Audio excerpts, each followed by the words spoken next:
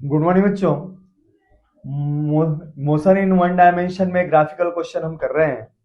इस क्वेश्चन में 11 number question हम देखते हैं क्या कह रहा है। ये क्वेश्चन कह रहा है a particle is moving along a straight line whose acceleration versus displacement curve is as shown in diagram।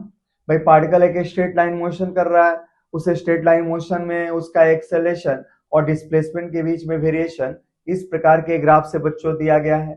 अब क्वेश्चन में क्या पूछ रहा है, कह रहा है the velocity of the particle at S equal to 5 metre. S equal to 5 metre पे पार्टिकल की वेलोसिटी कितनी है, तो ये है 5 मीटर पर second. then find velocity of the particle at s equal to 25 metre.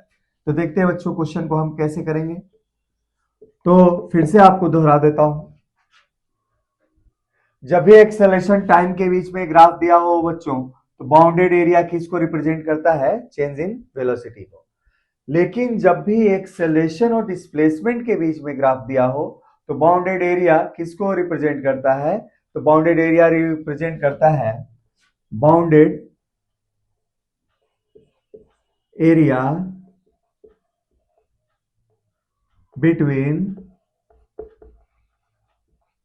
A and S. किसको represent करेगा बच्चों, तो ये रिप्रेजेंट करेगा वी डी वी को रिप्रेजेंट करेगा, और इसके इंटीग्रेशन को ये रिप्रेजेंट करेगा, और इसकी इनिशियल लिमिट होगी इनिशियल वेलोसिटी, और अपर लिमिट होगी क्या, फाइनल वेलोसिटी। तो इस इंटीग्रेशन को ये एरिया आपको प्रोवाइड करेगा। पिछले क्वेश्चन में मैंने 10th नंबर या 9th नंबर में इस चीज की मैंने डिटेल में आपसे बात की है।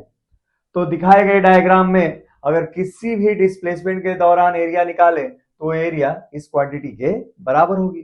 अब देखते हैं, अब हमें चूंकि दे रखा है कि 5 मीटर पे आपकी वेलोसिटी दे रखी है 5 मीटर पर सेकेंड, तो क्यों ना हम इसको इनिशियल पोजीशन माने। तो इनिशियल वेलोसिटी आपकी दे रखी है क्वेश्चन में क्या, 5 मीटर पर सेकेंड।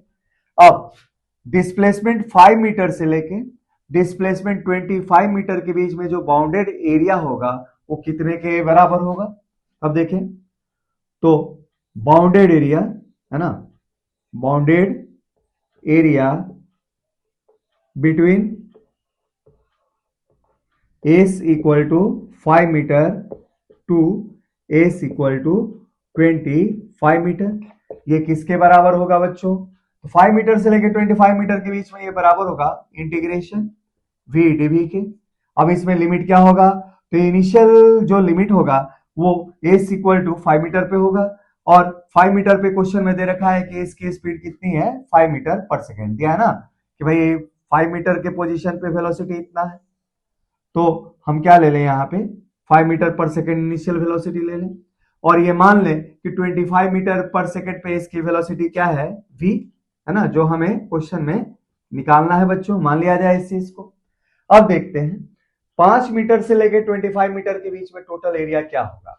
तो टोटल एरिया होगा बच्चों आपके पास यहाँ area A2 minus A3 plus area A4 equal to, अच्छा इसको इंटीग्रेट किया तो क्या मिला बच्चों, ये मिला वी ए स्क्वायर है ना, और अपॉन 2, और लिमिट है v और 5। तो चलिए इसको सॉल्व करते हैं बच्चों आगे। अब देखें A2 एरिया की वैल्यू A3 एरिया की क्या है, मैग्नीट्यूड में बराबर है, लेकिन साइन में क्या है, अपोजिट है। तो इसलिए क्या होगा, इनके मैग्नीट्यूड तो बराबर है, साइन में बस अपोजिट है, तो ये क्या हो जाएंगे, दोनों एरिया एक दूसरे को कैंसिल आउट कर देंगे। भाई एक पॉजिटिव आएगा उतने मैग्नीट्यूड का, एक नेगेटिव आया तो ये एरिया 0 हो जाएगा। अब A4 क्या है, तो ट्रायंगल का एरिया है, और ट्रायंगल का एरिया क्या होता है बच्चों, ये होता है हाफ बेस। बेस कितना लेंथ का है, तो 25 माइनस 15 अर्थात की 10 मीटर का है, इनटू हाइट कितना है इसमें 5 है ना, और ये क्या हो जाएगा बच्चों, तो इसको सॉल्व किया हमने तो क्या मिला, साथ में 2 को भी इधर लाया, 2 इक्वल टू क्या हो गया बच्चों, ये हो गया वी ए स्क्वायर माइनस 5 का ए स्क्वायर। ठीक है, अब 2 से 2 कैंसिल आउट, तो ये हो गया बच्चों कितना 50 है ना, और ये भी कितना हो गया 25। तो वी स्क्वायर की वैल्यू कितनी आ गई, वी स्क्वायर की वैल्यू आ गई बच्चों 75, और यहां से मिल जाएगा v की वैल्यू क्या, under root 75 that is 5 root metre, है ना, 5√3 मीटर पर सेकेंड। तो इस तरीके से इस क्वेश्चन में एस इक्वल टू 25 पे जो स्पीड आएगी वो वैल्यू क्या होगी बच्चों, 5√3 मीटर पर सेकेंड। तो चलिए बच्चों ग्राफिकल सेक्शन में और सारे हम क्वेश्चन करते हैं इसमें चैप्टर में।